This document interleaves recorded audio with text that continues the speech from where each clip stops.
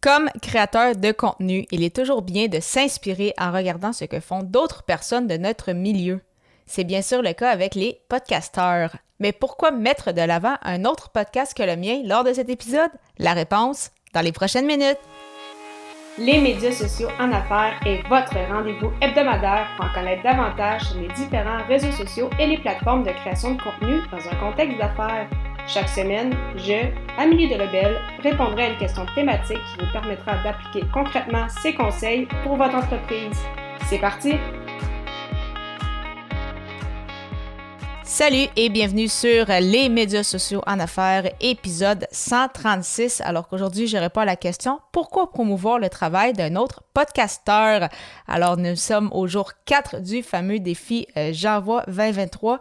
Un rapide rappel que J'envoie, en fait, c'est un défi créatif avec différents podcasteurs francophones où je vais publier un épisode par jour tout au long du mois de janvier.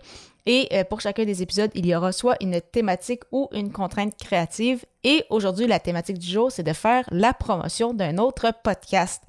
Donc, bien évidemment, j'aurais pu te parler de mon autre podcast, Athlète Entrepreneur, mais ça aurait été un peu de la triche. Donc, sans blague, je n'écoute pas beaucoup de podcasts à l'extérieur de mon travail, puisque je fais quand même le montage environ pour une dizaine de podcasts, donc qui sont en fait tous reliés au monde entrepreneurial. Donc, c'est sûr que on dirait que j'ai un peu moins l'habitude d'écouter des podcasts dans mes temps libres, puisque c'est quand même une bonne partie de mon travail.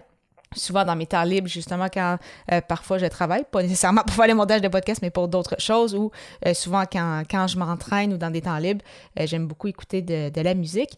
Mais justement, donc, pourquoi promouvoir le travail d'un autre podcasteur?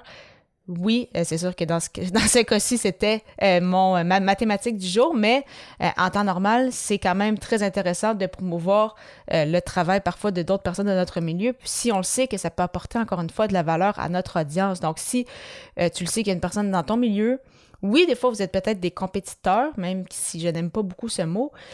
Il n'y a pas vraiment une question, en fait, c'est ça, de compétition vraiment. Donc, c'est pour ça que j'ai jamais vraiment aimé le terme compétiteur, puisqu'en fait, c'est quelqu'un de ton milieu. Donc, oui, vous faites peut-être un peu la même chose, mais encore une fois, chacun à votre façon. Vous avez chacun une personnalité. Et donc, il y a peut-être des gens de ton audience qui vont mieux vont peut-être avoir un meilleur feeling, comme on dit. Donc, peut-être se sentir plus concerné par la personne que tu vas mettre de l'avant plutôt que toi, mais ça peut également être l'inverse. Donc, si toi, tu mets de l'avant certains podcasteurs, certaines ressources, certaines personnes que tu juges inspirantes, parfois, si justement tu as un podcast ou un blog ou une chaîne YouTube et que tu invites d'autres personnes de ton milieu, eh bien, ces gens-là vont partager aussi le contenu dans leur communauté et donc, ça va te faire connaître par toi. Et là, il y a peut-être des gens de leur communauté qui vont venir vers toi parce qu'ils ont aimé comment tu as présenté ta thématique, comment tu as expliqué, etc. Donc, vraiment promouvoir de temps à autre le travail de d'autres personnes, même si on a l'impression que nous sommes en compétition, ça va juste être gagnant pour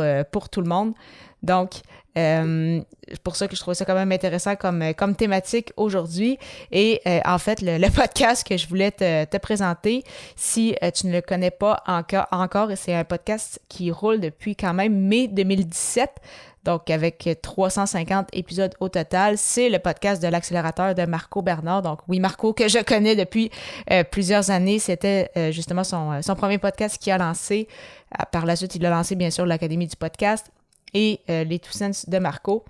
Mais vraiment, si tu ne connais pas ce podcast-ci, vraiment, ça va t'apporter énormément de valeur parce que oui, lors de ces peut-être 250 et plus premiers épisodes, c'était beaucoup relié à l'entrepreneuriat avec justement des entrevues avec des entrepreneurs incroyables comme Daniel Henkel, Serge Beauchemin, Martin Latulippe, etc. Mais depuis 2 ans, les différentes saisons qu'il a eues depuis ce temps, c'est beaucoup avec des entrepreneurs mais surtout des créateurs de contenu, donc des gens qui ont justement un blog, des podcasts, qui font de la vidéo, qui sont très présents sur les réseaux sociaux, qui ont peut-être justement un peu plus de présence sur LinkedIn, sur Instagram.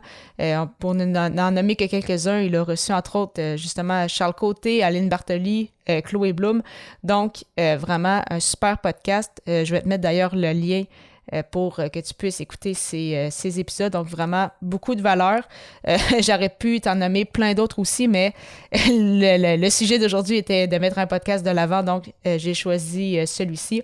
Donc, si tu ne le connais pas encore, vraiment, beaucoup de valeur pour les créateurs de contenu, les solopreneurs, les entrepreneurs. Donc, vraiment, je te suggère très fortement d'y jeter un petit coup d'oreille. Si tu souhaites avoir un moment avec moi pour discuter justement de ta création de contenu et de tes objectifs, ça tombe bien. J'ouvre mon calendrier avec des appels de 15 minutes tout à fait gratuitement. Pour prendre rendez-vous, simplement te rendre au ameliedelebel.com/consultation. Je te retrouve très bientôt à l'épisode 137 alors que le sujet sera « Est-ce possible d'enregistrer un épisode de podcast sans notes? » Au plaisir!